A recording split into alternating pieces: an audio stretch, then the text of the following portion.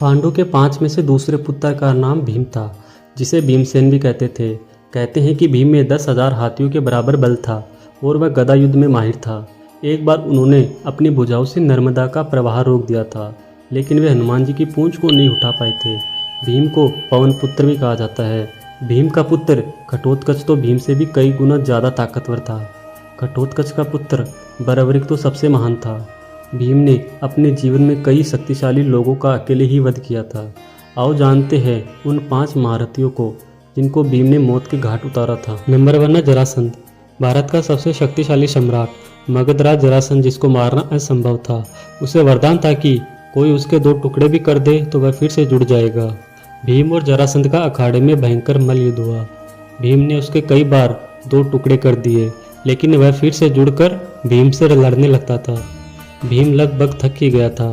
लगभग 10 दिन बाद श्री कृष्ण ने एक तिनके को बीच में से तोड़कर उसके दोनों भागों को विपरीत दिशा में फेंक दिया। भीम श्री कृष्ण का ये इशारा समझ गए और उन्होंने वही किया। उन्होंने जरासंध के 2 टुकड़े कर एक दूसरे की विपरीत दिशा में फेंक दिया। इस तरह जरासंध का अंत हुआ, क्योंकि विपरीत दिशा में फेंके जाने से दोनों टुकड़े जुड़ नहीं पाए। नंबर 2 है हिडिंब का वध। 5 पांडव जंगल में सो रहे थे।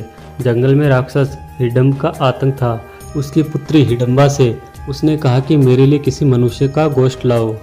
हिडिंबा जंगल में गई तो उसने भीम को देखा। भीम को देखकर वो मोहित हो गई और मन ही मन उससे विवाह करने का सोचने लगी। वह भेष बदलकर भीम के समक्ष प्रस्तुत हो गई और तभी वहाँ हिडिंब आ गया। उसने हिडिंबा से कहा कि क्या तुम अकेले ही इस हष्ट पुष्ट मानव को खाना चाहोगी क्या? इतना कहकर हिडिंब ने भीम पर हमला कर दिया। फिर हिडिंबा ने इस हमले में भीम का साथ दिया। फिर भीम और हिडिंब में भयानक युद्ध हुआ। अंत में हिडिंब मारा गया। फिर हिडिंबा के बहुत निवेदन करने के बाद कुंती ने उसका विवाह भीम से कर दिया। नंबर 3 है किचक का वध। भीम ने मत्स्य वंश के राजा किचक का वध किया, क्योंकि उसने द्रौपदी के साथ दुर्व्यवहार किया था।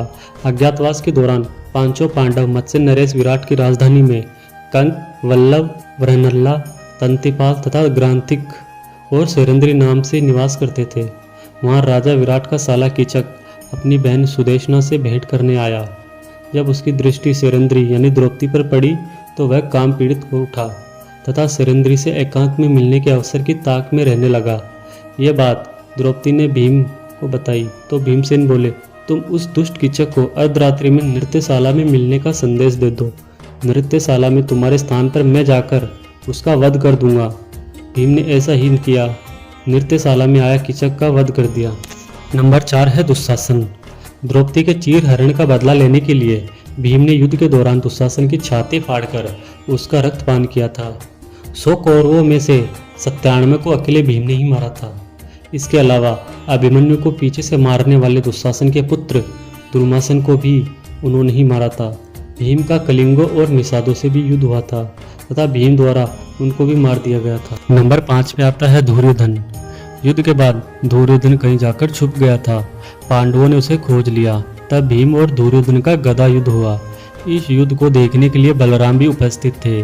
भीम कई प्रयत्न करने के बाद भी दुर्योधन का वध नहीं कर पा रहे थे, क्योंकि दुर्योधन का शरीर वज्र के समान कठोर था। ऐसे समय श्री कृष्ण ने अपनी जंघा ठोकर भीम को संकेत दिया, जिसे भीम ने समझ लिया। तब भीम ने दुर्योधन की जंघा पर प्रहार किया और अंत में उसकी जंघा उखाड़कर फेंक दी। वह खून में लथपथ होकर रणभूमि पर गिरा हुआ था और कुछ समय बाद दुर्योधन की मृत्यु हो गई थी।